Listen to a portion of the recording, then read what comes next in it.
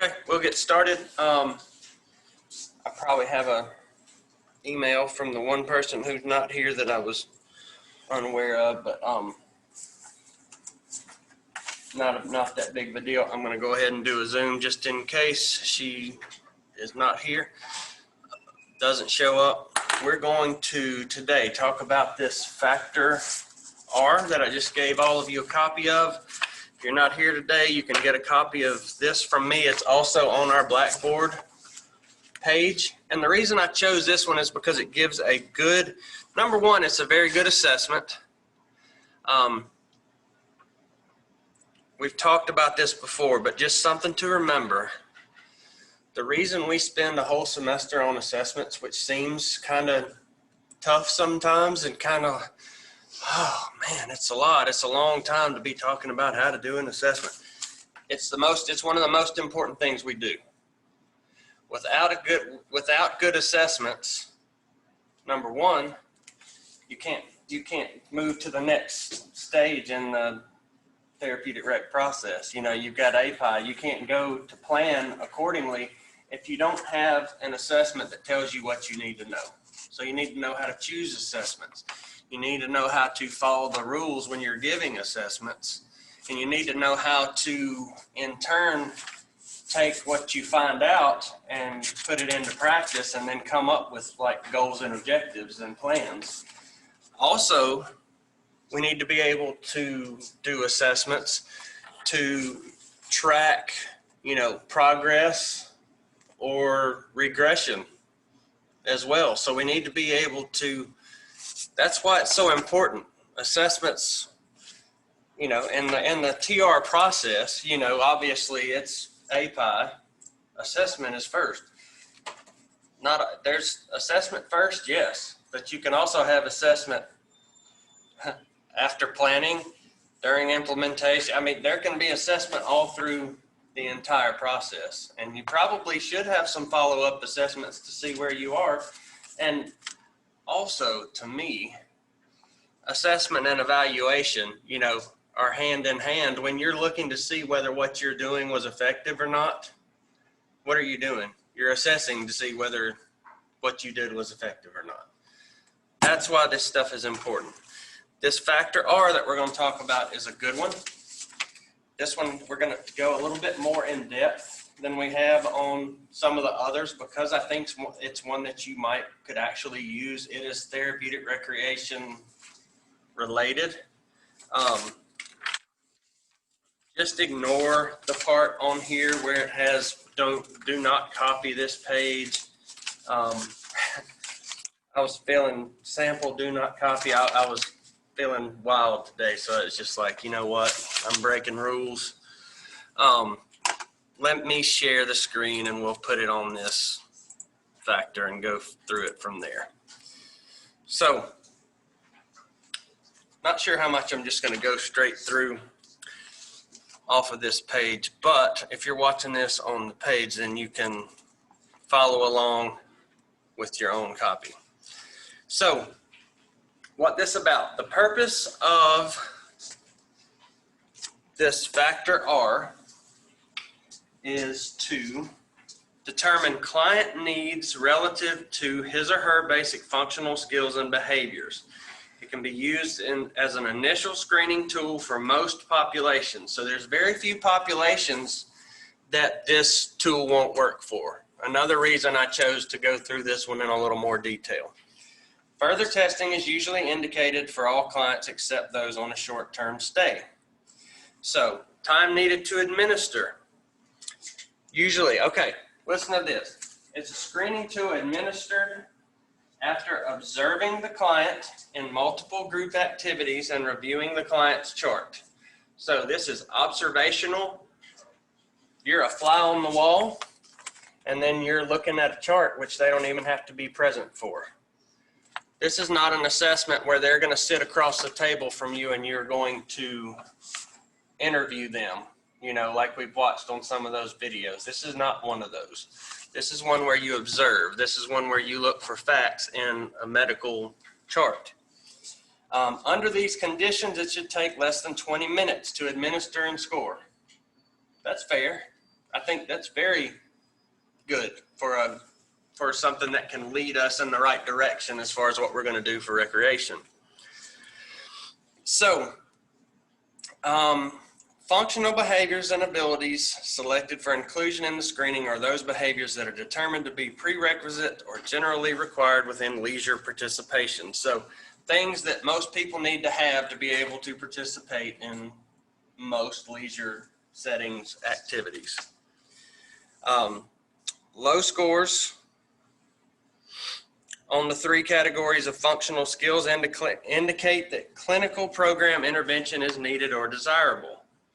So there's 3 areas of functional ability that are selected for the initial screening listed here, and they are physical. You look at physical skills, cognitive, and social/emotional. So those are the 3 different things. Again, that's something else that I will say again that I like about recreation therapy. We're not just looking at physical. We're looking at social, emotional, and we can devise interventions to help in that, in that area as well. Cognitive, we can help people to learn that are having trouble picking up on things. I like that.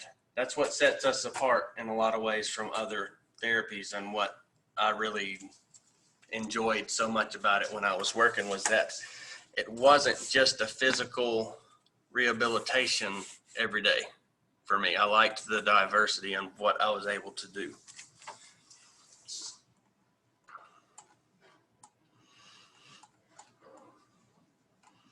All right, for those of you watching on YouTube, this is the area where I should have been for you on that part.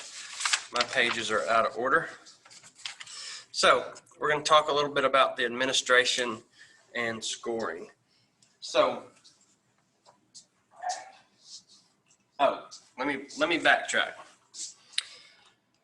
Physical. We talked about we're going to look at physical, cognitive, and social emotional factors on this assessment. There's 11 areas of physical functioning that are used in the screening process. There are 11 areas that are going to be used in the cognitive process, and there are 11 that comprise the social emotional section. So as far as administration and scoring, the screening for areas of need is conducted through observation of the client and review of the medical record. Like I said, if the therapist administering the screening is familiar with the client, the evaluation should be relatively easy to make and take very little time. Who doesn't like that? Once you become familiar with something, if you're familiar with the client, easy peasy, and you've got some paperwork, and if you don't write it down, you didn't do it. Remember that too. I don't know if I've said that in this class yet or not. But when it comes to recreation therapy and it comes to charting, and everything that we do is going to be put into their file or into their chart, if you don't write it down, if you don't date it, if you don't sign it, you didn't do it. Because it's got to be there. You've got to write down what you've done.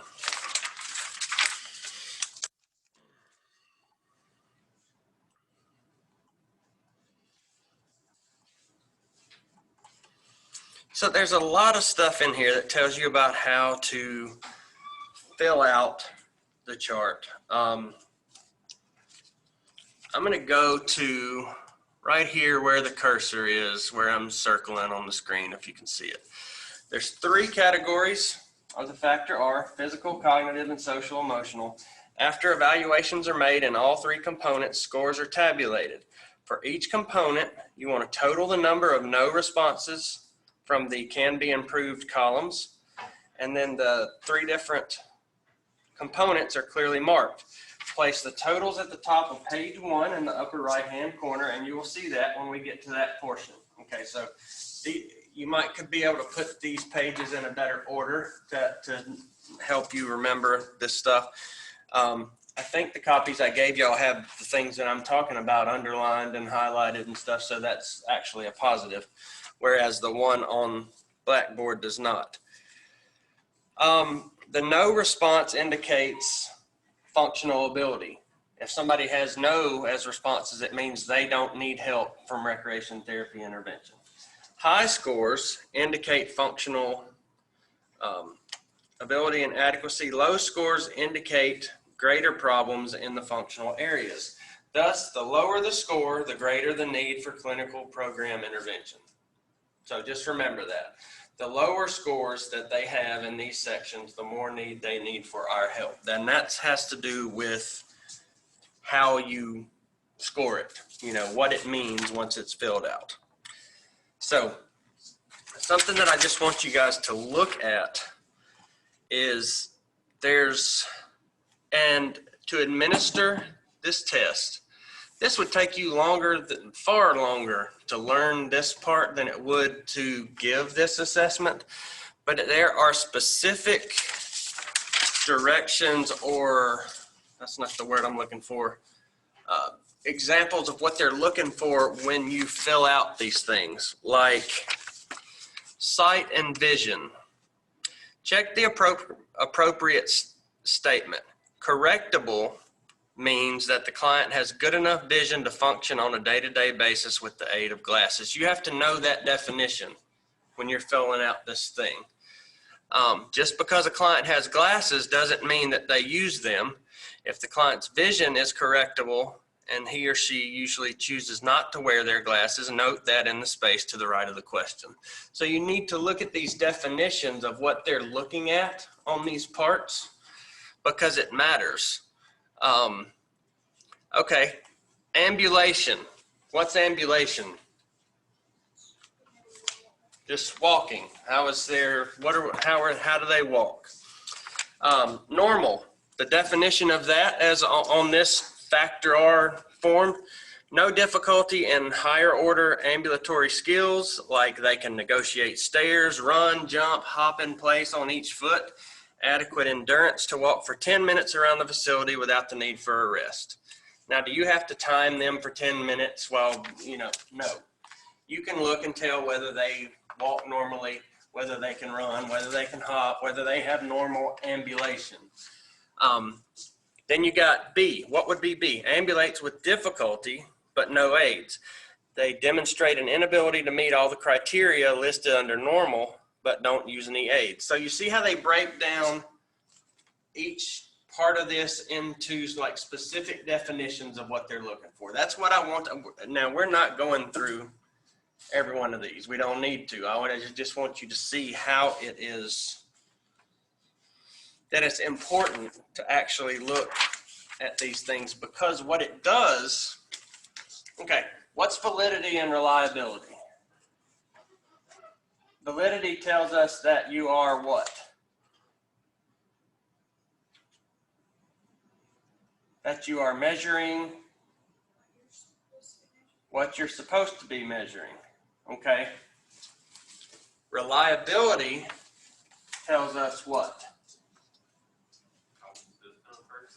That, yes, it has to do with consistent. And there's a thing that's called interrelator reliability. So basically, that has to do with, if I give this test, if I do this assessment on Isabella and I come up with, 9, 7, and 6 for my scores, and then Julie does this test on this assessment on Isabella, and she comes up with 4, 1, and 11. Do we have very good inter-rater reliability? No, it's horrid. And do you know why it would be that way? Probably because we weren't following these descriptors that tell us how to choose whether or not, how to mark our answers. That's what these are important for. They tell us, they keep us on the same page when different people are filling out assessments. That's why it's important that they include those, and that the people that are going to be doing the assessments, giving the assessments, know how to mark their answers the same way.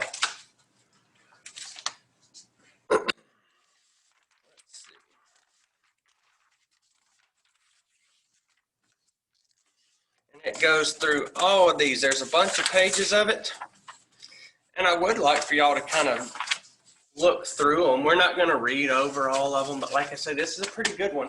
It gives you some good examples of how you can see that they don't want you to just make a definition of what functional vision is for you. Your idea of functional vision and Bridget's idea of functional vision might be different.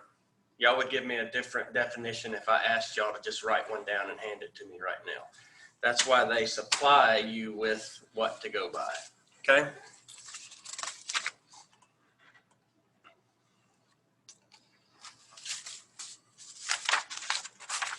Let's get all the way down to the actual assessment, okay? Y'all get there, it's toward the back. For this comprehensive plan that we're putting together, that you guys brought me your stuff, and be blatantly honest with you, I'm going to grade it as quick as I can. Usually I do some grading on the weekend. This weekend I'm caving all weekend with my kids, so there will be no grading. I'll get them back to you as quick as I can. I also want you to keep this factor form. I'm just giving y'all some filler and some practice filling out your form. I want you to fill out this assessment for your hypothetical client as well, okay?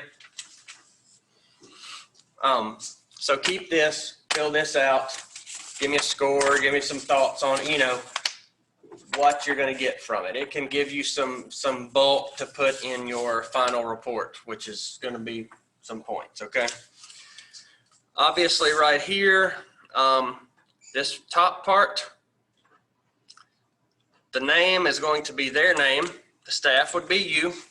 The birth date is theirs. And then this, where it says physical, cognitive, and social emotional up here, that's where you are going to go back and put your scores after you do the assessment.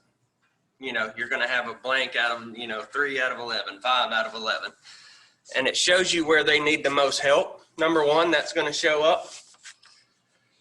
So then you go to down each one of these things.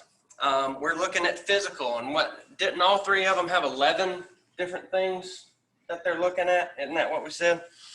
And what you're going to look at, now look, you've got your functional skills related to leisure right here. And then will this influence participation in your program? And then can it be improved through recreation therapy and needs needs improvement? Okay, and you're going to mark those.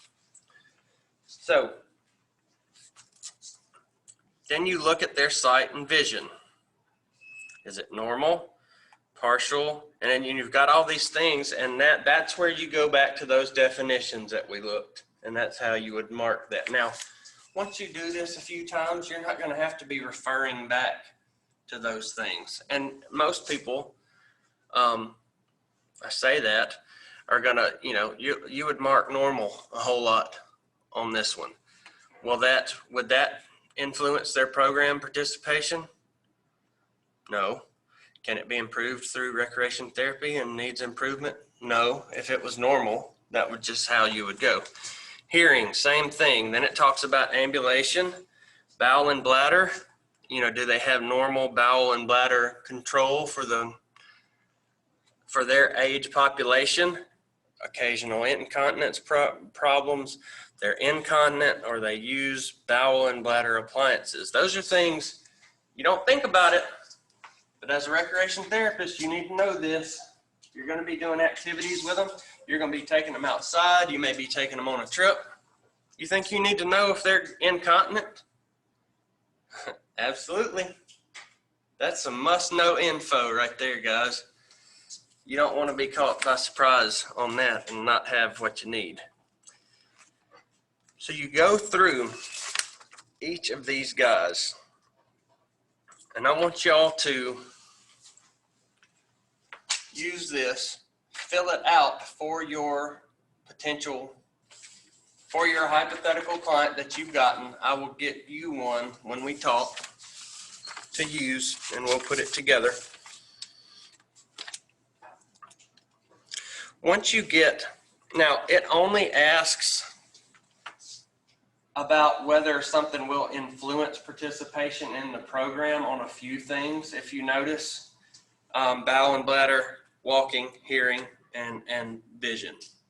Once you get past there, all they're asking is, can this skill be helped through does it need help through recreation, and can it be helped through recreation practitioners? You know, can we give them something that can help them? So you're looking at things like their general coordination. You're watching them during free time, you know, free recreation time. They're playing around in the gym.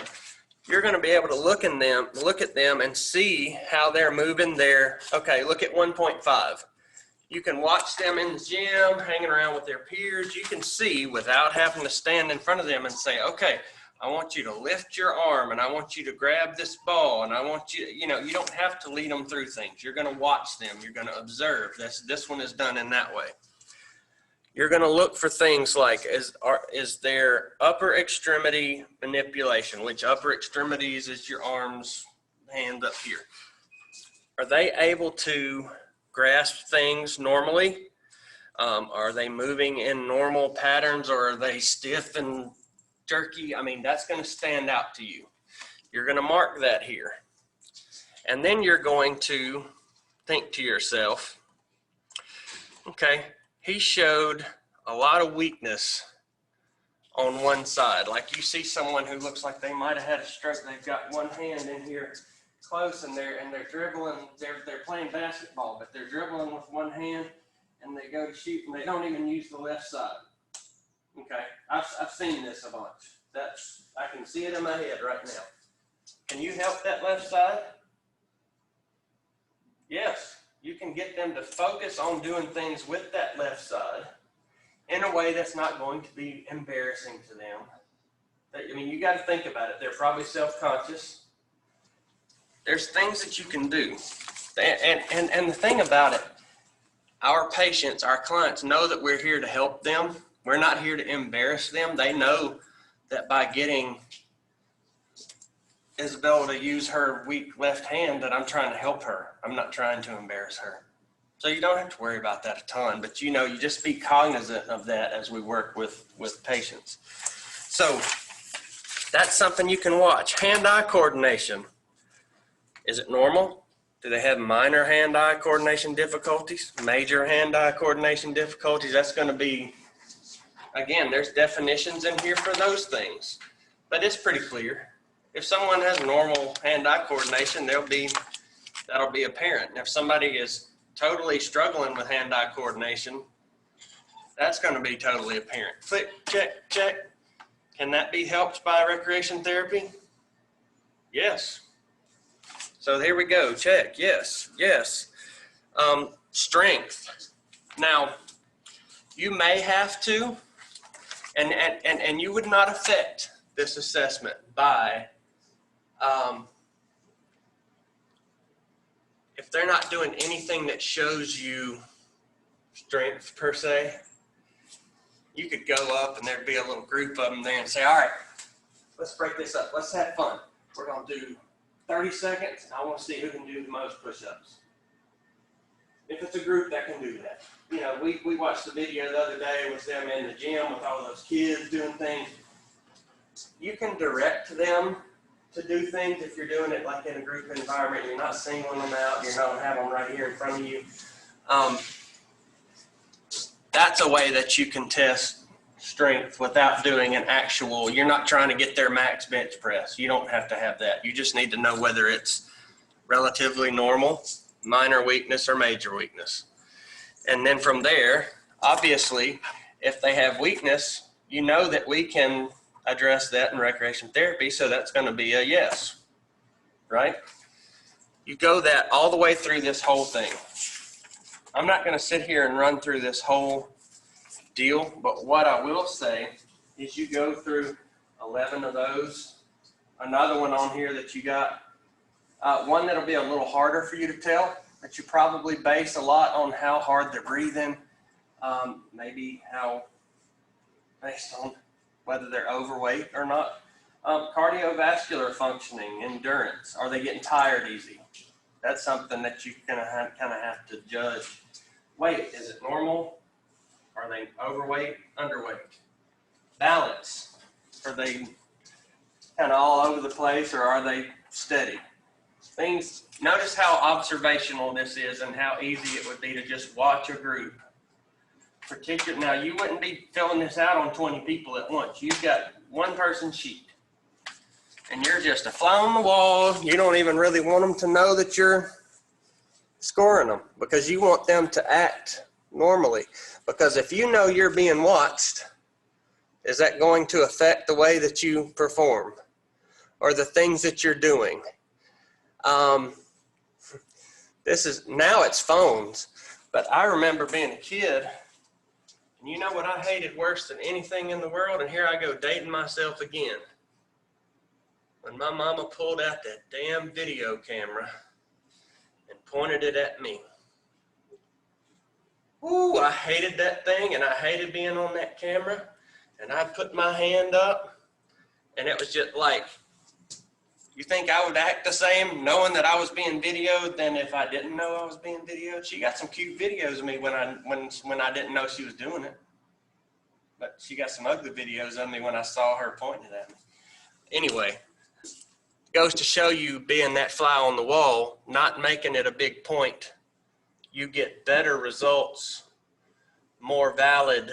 You're getting true measurements by them not knowing that you're assessing them necessarily at that moment. You know, you can tell them, hey, during the next week or so, I'm going to be doing an assessment on you and looking to see if you've got some recreation needs. That's something you probably need to tell them. But you don't need to say, tomorrow at 2 o'clock, I'm coming in during the free time, and I'm going to be doing an assessment on you. So I just want you to act normal, okay? Worst thing you could do. Okay.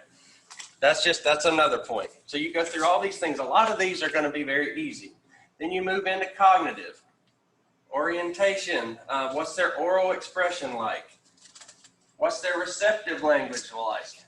When people talk to them, do they seem to understand what they're saying? Now, some of these are going to be a little harder than others. You know, long-term memory, short-term memory. And you look down there and there's different things that it's, you know, no recall of past events, vague or occasional recall of past events, or clear recall of past events. That's when you may have to do some you might have to talk to them to find the answer to that one. You know, you probably won't be able to just watch them running around during the free time and be able to mark this answer particularly. Same with literacy. You need to watch them they need to be in a situation where you can tell whether they can read or not. And you may have to place them in that situation maybe without them not even knowing, you know, if you can. Social emotional, you're looking at how they act in small groups, like 2 people, how they, or a dyad they call it, how do they act in that type setting? How do they react in a small group of like, say, 3 to 8 people? What's their social interest? As far as general participation, do they self-initiate? Do they voluntarily comply with activities initiated by others? Are they non-participative? That's one you can look at and see. You know, do they join in? Do they jump in and do things, or are they the one that just like, nah, I'm good. I'm sitting in the back. I'm not going to do it. Emotional expression. Do they, show appropriate emotional response to situations? Who's a group that wouldn't show appropriate emotional response in situations sometimes? Anybody know? People with autism, absolutely. Anybody think of another? Yeah, kids, absolutely. My kids do that all the time. Also, people with traumatic brain injuries. That is a very common symptom. Just kind of a little tidbit for you. People who've had traumatic brain injuries, a lot of times they damage the area that kind of regulates emotions and appropriate emotions. And like they're the guy that's laughing at the funeral. You know, like inappropriately and loud. And they're not being rude. They've had a brain injury that, I'm just saying like that was a strong example. But totally inappropriate. That comes with traumatic brain injuries a lot of times. Just odd thing. Talks about frustration levels, their interaction with the environment. Again, y'all are going to see all this. And I want you, as you're filling it out for your hypothetical client, to look back at some of these things, because I want you to see if this is something that you might want to use one day, you know, in a recreation therapy setting, because it's a pretty good thing to tell you once you get done, you're going to have yeses and nos. And like we talked about, it has the instructions on here for scoring. You'll have the number of yeses and nos, and you go back to page 1 and you put however your number was on physical, cognitive, and social emotional, the ones that you said that you could help. Okay? And that's going to tell you where they need the most help. And what that will do will guide you where you want to go next, which we've just done an assessment. So now what are we going to do? Come up with a plan, which is going to include, which will be, we're going to have some probably glaring needs and goals that will show up through this assessment. Things that are broad that we can, you know, because a lot of this stuff is broad. Balance. Is it normal? Is it minor? Or is it major balance difficulties? If we see that they have minor balance difficulties, we know that as a recreation therapist, we could do activities to help them improve their balance. What would our goal be? Improve balance. That's simple. Goals short, broad, you know, and then you would have objectives, which would be when prompted by the therapist. That's our what? Condition. The client will balance on balance ball for 30 seconds. That is the behavior. They'll balance on it for 30 seconds. 8 out of 10 times would be your criteria. Your criteria is what allows us to say, yes, they can do this, no, they cannot. If they only did it 2 out of 10 times, what do we need to do? We've got 2 options. We're doing a balance board, and I said 30 seconds, 8 out of 10 times. What can we adjust? The time. We can drop the time, or different instrument.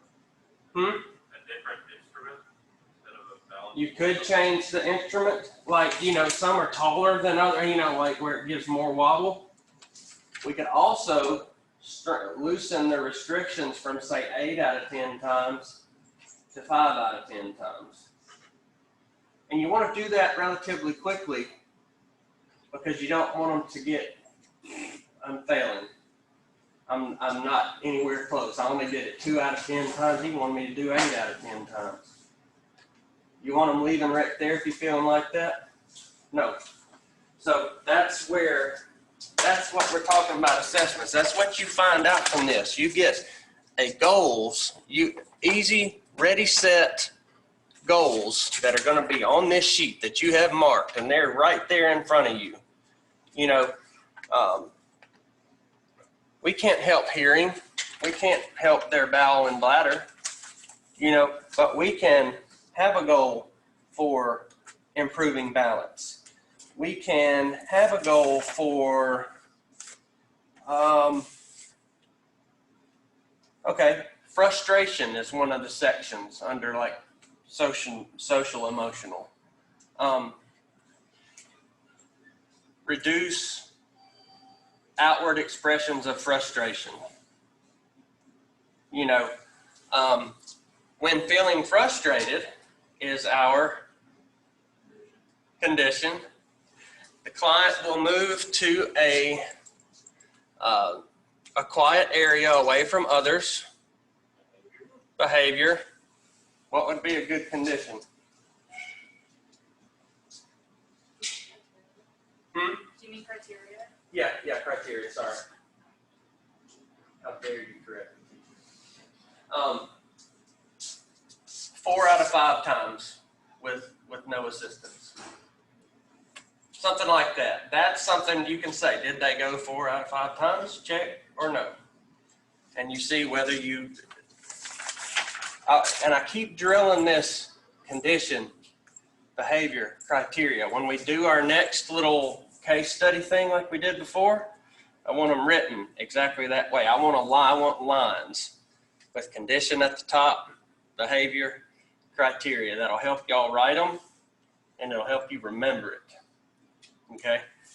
And I want y'all to remember that that's why we do these assessments, where we can get goals. Once you have your goals, then it's easy to come up with, then it's like, okay, we want to improve balance. What are 2 or 3 things we can do to help with balance? And those are going to be your objectives that you can mark whether or not you're getting there.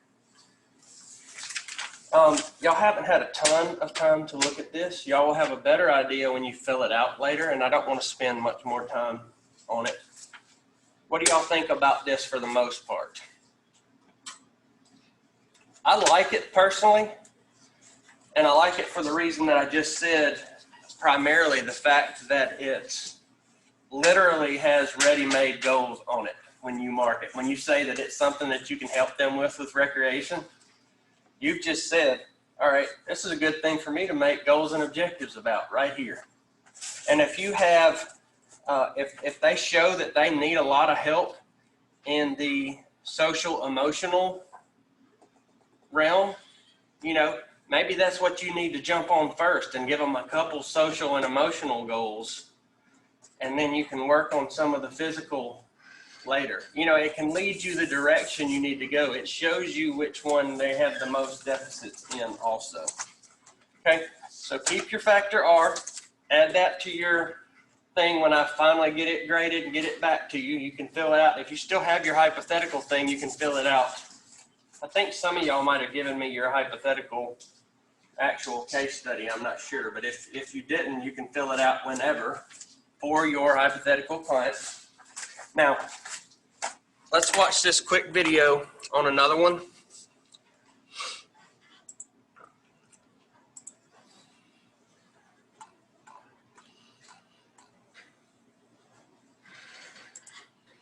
I believe I sent it over here.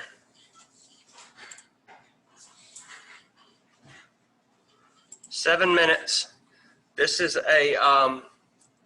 we'll talk about this briefly when it's over, but I'll pretty much try to sit and be quiet while this is on. I'm not usually good at that. Actually, I got to share the screen back to here.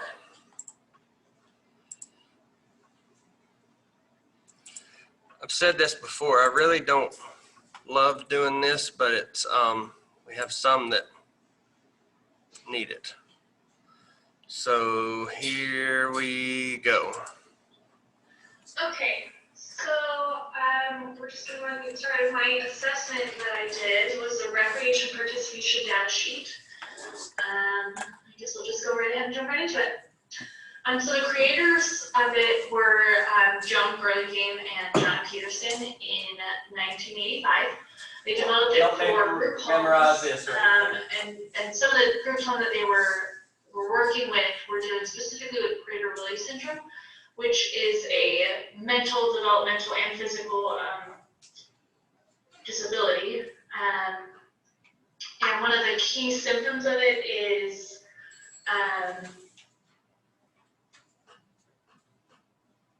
that they have basically no sensor for how much they're eating. They have nothing to tell them, like, hey, I'm full, so I'm just going to keep eating.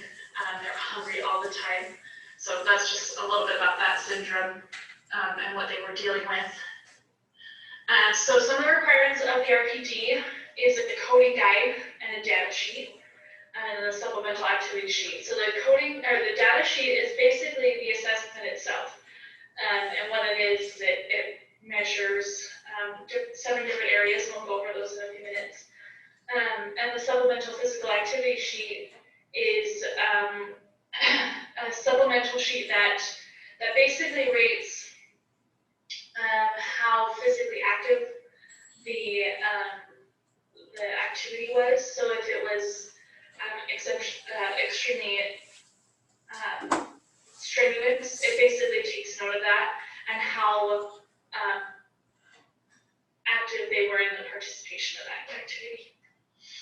So the 7 areas of measurement that we were just talking about, 2 of them are participation and initiation, and they're measured with a scaling system. So basically, how they'll rate it, okay, were they active, semi-active, passive, did they decline entirely, or are they medically unable to participate? And then as far as initiation, are they independent, semi-independent, independent? And then the other areas I'll see are some similarities to the thing that we just looked at. The fact there are, there's some things. So just like I said previously, it's on a rating, a scaling system. So for the independents, how independent were they for physical? Was it a high, medium, or low physical activity? And were they physically active in it? Not just was the activity physically active? Satisfaction, I was a little bit worried about satisfaction and how easily or how difficult it would be to rate that exactly. But what they talked about was to rate satisfaction, were they laughing? Were they smiling? Did it appear as though they were having fun? And that's probably the best way without like straight up just asking them, hey, were you satisfied by the activity? And then the next area is average group size. And this one is more, I feel like, just kind of a demographic kind of a question. Was it a solitary group? Was it 2 people? Was it a small group? And this plays into how much participation they were involved in. Because many people are much more apt to participate if it's a small group versus a large group, or even vice versa. So that can play a part in how much of a participant they are. And then average time, that plays a part in, is it a long activity? Do you, like, if it's a really long activity, it can be really difficult to be a participant the entire time, depending on the population that you're working with. So this works for every population, but they specifically say that it works best for long-term care patients because it will often be used daily and in different activities. And in order to rate or measure if their participation is going up, it's best to use it daily with every activity. Excuse me, I'm sorry. You know, this is a school project. So it'd be smart to use it in facilities like hospitals, rehabilitation centers, and group homes. So as far as validity and reliability, unfortunately there was no research, almost no research on how valid and reliable it was. But the assessment was successful with the group homes used when Burlingame and Pearson developed it. So I feel like as of now, it is fairly valid and reliable, but there are no real research done on it. CTRS application. So this could be applied in so many different populations and so many different agencies. It's a good way to measure how active a participant is in recreation. It's a good way to measure how well a patient interacts in group settings as opposed to individual settings, or how integrated they are into the population that they're involved with. These are my references. Thank you guys so much for listening.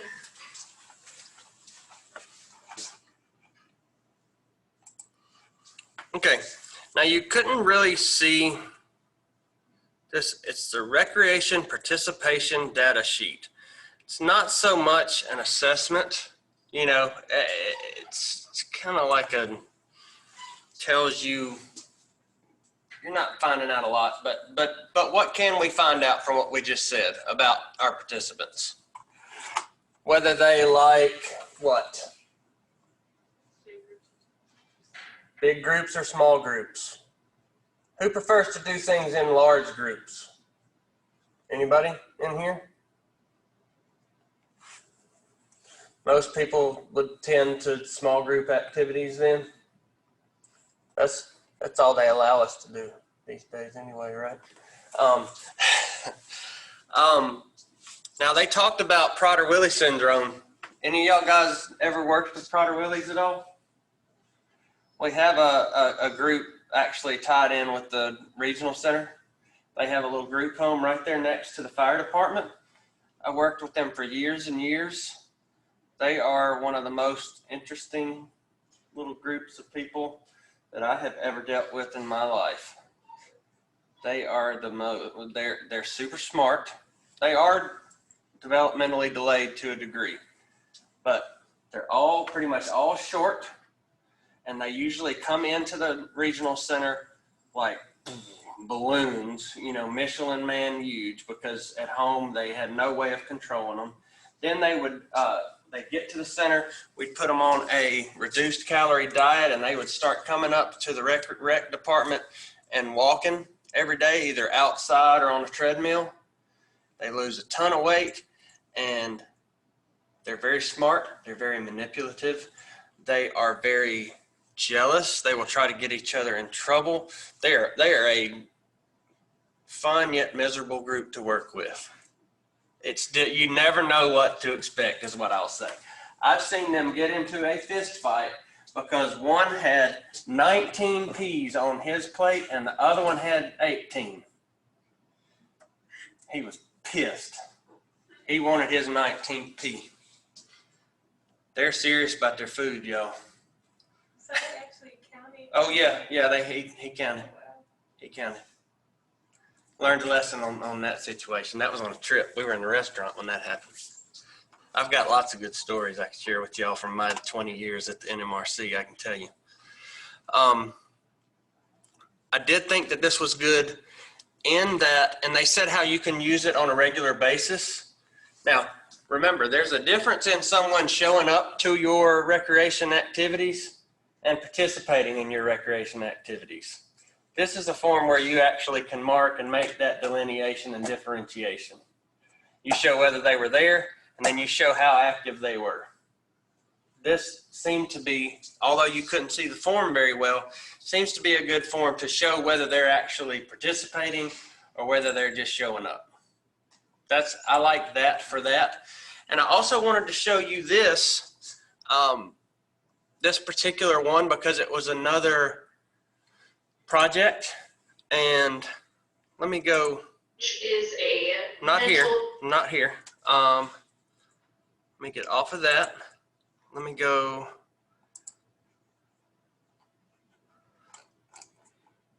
Not here either. Probably gonna back all the way out.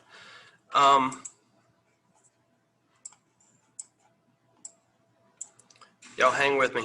We still got a few minutes. I want to show you this to remind you. If I can not cover up what I need to.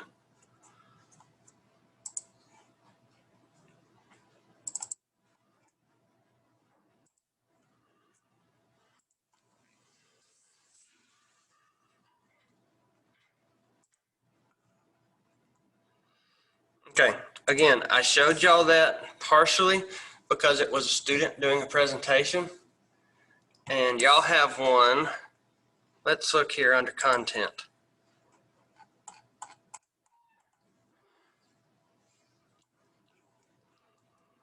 Assessment of choice and write-up. I want y'all to note this now. Due on March 22nd. You're going to research and find a recreation-related assessment we have not covered in class. Administer the assessment to someone you're quarantined with. That's an old thing, but basically we're still kind of living that kind of life. So somebody that you have access to. Score the assessment. Give the person you're assessing the proper instructions before you do the assessment. Score it. I already put that. Score it. Make sure it's scored because I added that twice in here. Document your assessment through a video and attach it here. Also, after scoring the assessment, share your findings and how they would relate to recreation therapy programming for the individual you assessed. What domains do you need to address? Like where are they showing needs? So get your person to play along. Y'all remember the video we watched the other day where the girl videoed her mom and she was like, well, what do you do about getting where you need to go? I drive. Well, can you walk them? Yeah, I walk great. Can you use your phone? Yep. And basically, and at the end, she was like, so she doesn't need any recreation services because she can do everything. Get your person to play along. Give them some sort of issue. You know, have some blindness or some diabetes or you know, something going on. Give us something to work with for them to play along on your assessment, okay? So that tells you what domains you need to address. Then you can tell me what some good activities would be to strengthen that necessary area. Now, you don't have to give me goals and objectives like that. I would actually, and I said, this can be done in a narrative paper format or at the end of your video. If it were me and I was doing this, I think it would be a lot less painful to just have a little checklist and do it at the end of my video. Answer these few questions. You're already talking, you're already on camera, but I'll leave that up to you. If you want to turn that part in with answering those questions as like a paper, you can do that.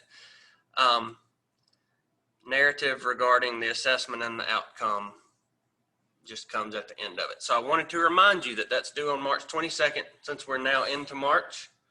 And I wanted to show y'all that one because like she was yawning on there. She seemed pretty nervous even though she wasn't even on the camera, which I would have felt pretty calm doing that without being on the camera or having a person in front of me. Also, if you do something where you actually show the assessment, make it where we can see it. Just some little tips. That's part of the reason I showed that because I wanted to remind y'all that y'all had that coming up. So don't forget March 22nd, time to start thinking about looking.